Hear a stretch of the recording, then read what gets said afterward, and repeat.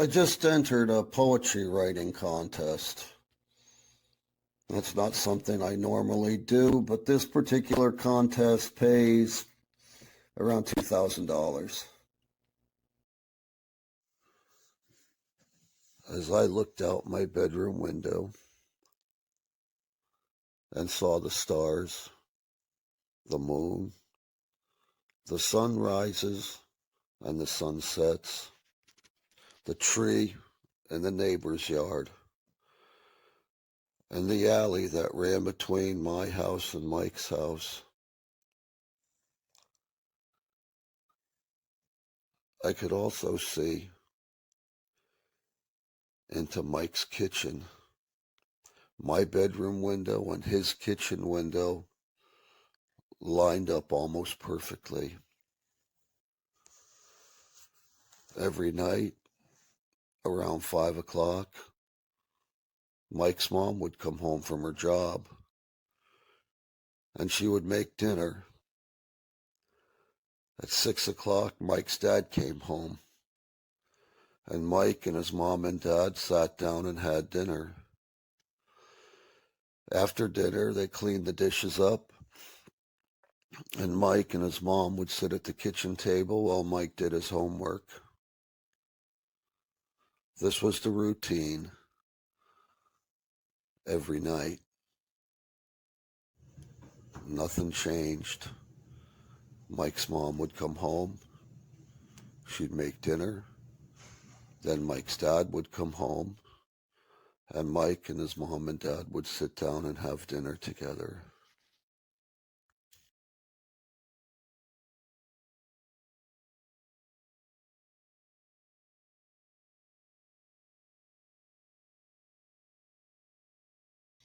Write a poem that will save a relationship. And I think I've written a couple of those. On the application here, they're telling me I have to list three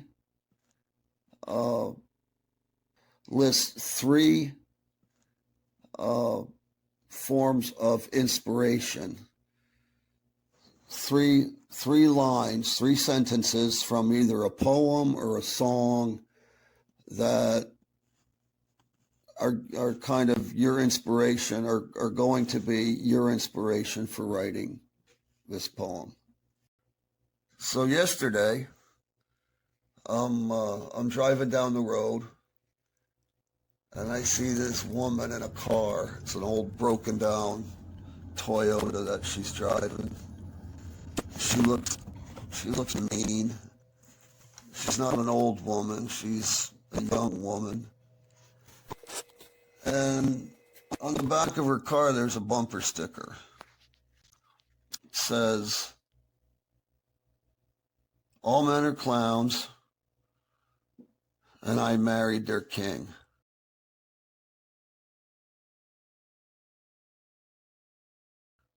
'65. Yeah, 65 is an important number. It's an important number because it's my age. I'm not a young man anymore. It's my last chance. It's the last chance I have to save something. Part of it's a memory of what I was, and part of it's right now. 65 is where it's got to start. Clock in. Marching bands, floats, jugglers, clowns, beauty queens, all reach the end of the parade route and disband in a Winn-Dixie parking lot. No, I was never a clown for a living. That's just a device. I was an actor for a while. I got jobs. Every man's a clown, and I married their king. So here was a clown in a parade, and here she comes and doesn't care about the clown makeup. She was in love with him from a young age.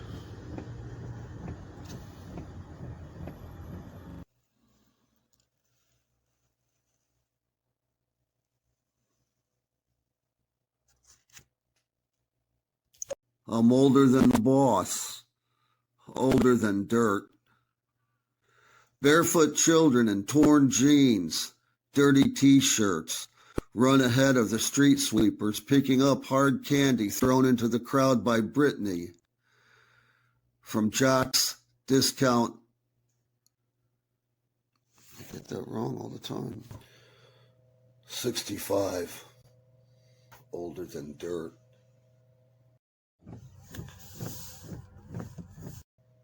Barefoot children in torn jeans run ahead of the street sweepers, picking up hard candy thrown into the crowd by Brittany from John's Discount Auto Parts. I think for this episode it's important to show them the writing process. Yeah, that the process is not necessarily easy, or it doesn't happen all at once. It's strenuous. It takes time. Writing is rewriting. So that was one of the reasons I wanted to write this whole thing. Do I think I'm going to earn $2,000 from one poem? Well, probably not.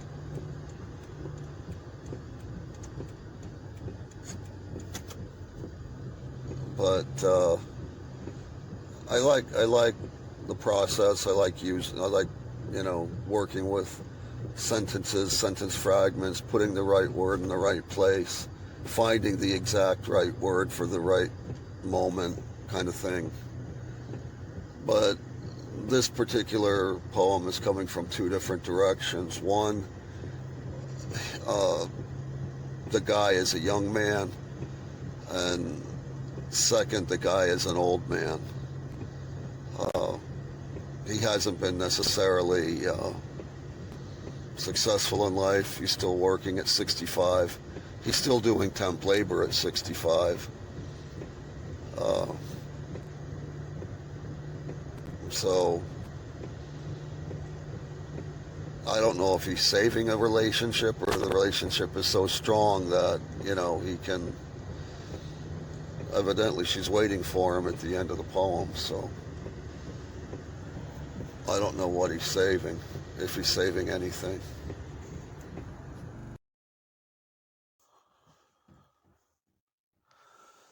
Then one day, for reasons I've never figured out, Mike's dad was arrested. The police came into the kitchen while the family was eating. Mike's dad stood up. They cuffed him and took him out of the house. It was a traumatic experience for Mike and his mom. They were both crying, and even though I couldn't hear from my vantage point, they were screaming at the police. But the police took Mike's dad. For the next couple of days, there was no light in the kitchen window.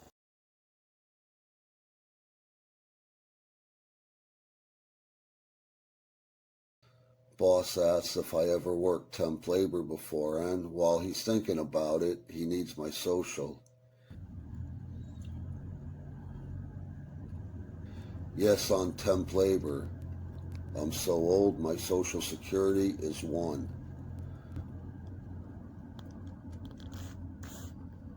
Boss laughs, hands me a box cutter. Line 1. Jerry, from Clowning Around, LLC, changes from his bright red costume into basketball shorts and Converse high tops, sips MD 2020 sitting behind the wheel of his slightly rusty 68 Mustang.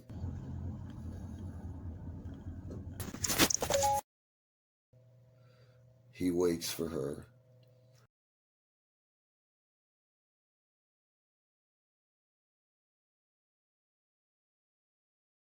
I cut open my first box and hand bags of chips to Esmeralda, who places each bag on a tray.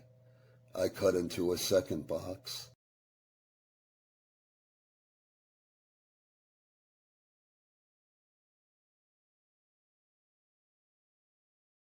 Linda unzips her blue gown. She lets it slide off her shoulders and gather around her feet. She looks down, admires her perfectly pedicured blood-red nails. Linda is performing here for 2 different groups of people. The first person is her boyfriend, who's much older than she is, roughly 10 years older. The second group, who she hopes is watching, are young men her own age, guys she probably goes to high school with.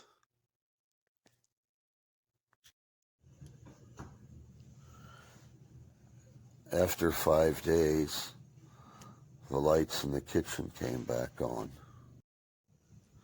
At 5 o'clock, Mike's mother came home from work and started making dinner. At 6 o'clock, Mike came into the kitchen, and he and his mom ate together. Afterwards, they cleaned up the dishes,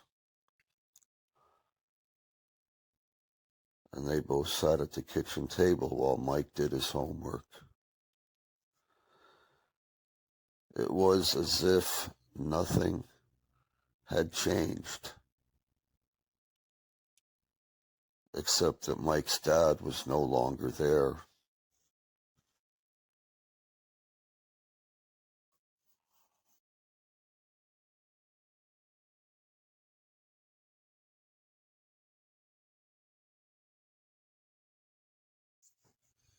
Jerry and Mike were best friends for a long time, but the relationship changed after Mike's dad got arrested. Mike was traumatized by the arrest, of seeing his dad taken away. He didn't understand it. He didn't know what his dad had done to be treated so harshly. And his mother never explained it to him until he was much older. The school decided that in order to help Mike cope with his newfound problems, his trauma, that they would put him in a special art therapy class.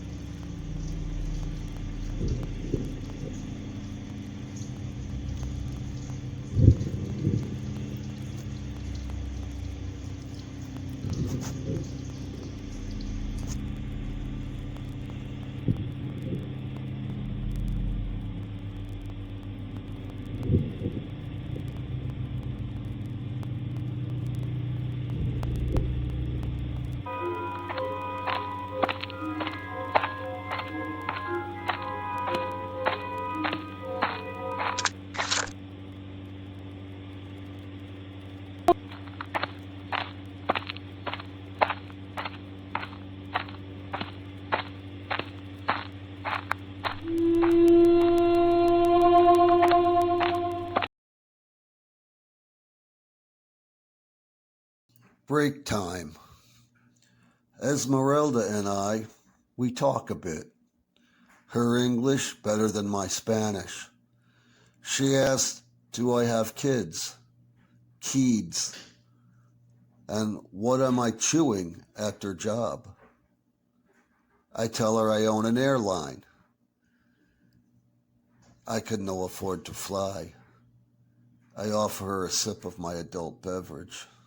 This part of the poem underlines the temporary nature of workplace relationships, specifically Jerry and Esmeralda. On their break, they talk.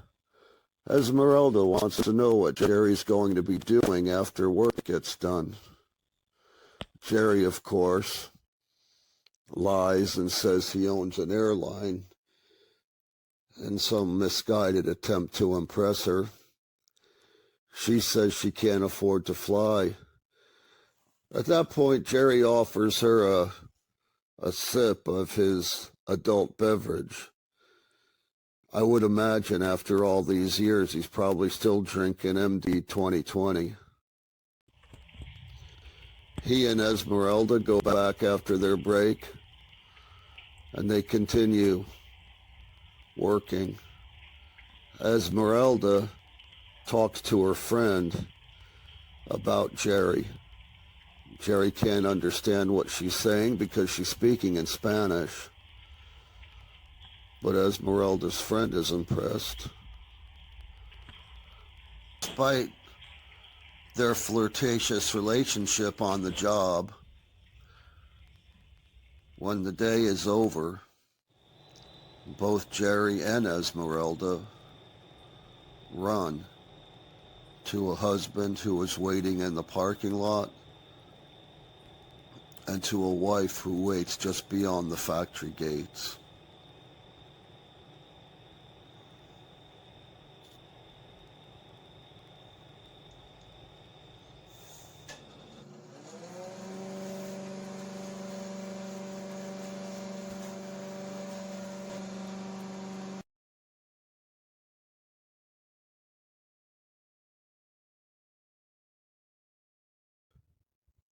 Years went by.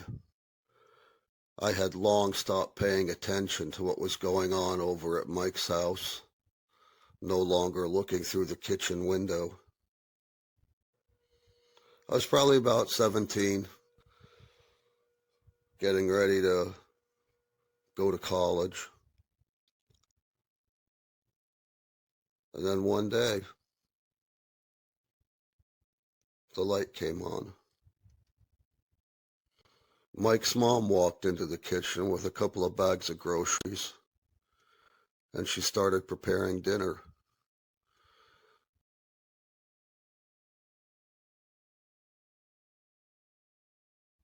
At 6 o'clock, this old man walked into the kitchen.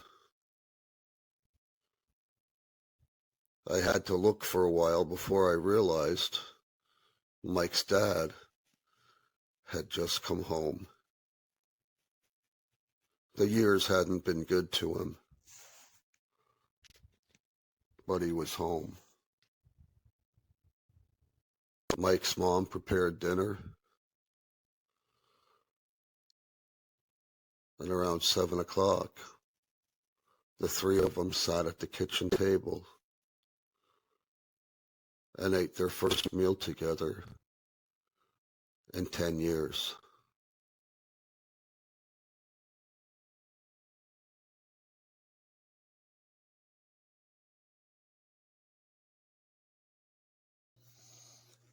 "65, too old to work, too poor to quit. Clock in.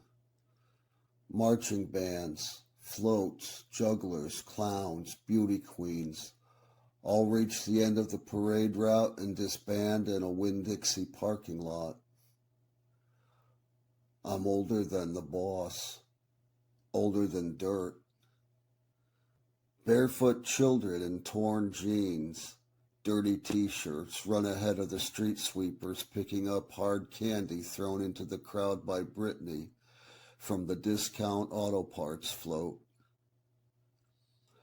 Boss asks if I've ever worked temp labor before, and while he's thinking about it, he needs my social.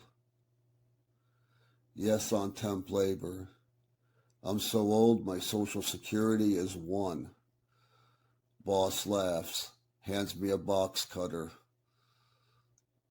Line 1, number 1. Jerry, from Clowning Around, LLC, changes from his bright red costume into basketball shorts and Converse high tops, sips MD 2020 sitting behind the wheel of his slightly rusty 68 Mustang. He waits for her.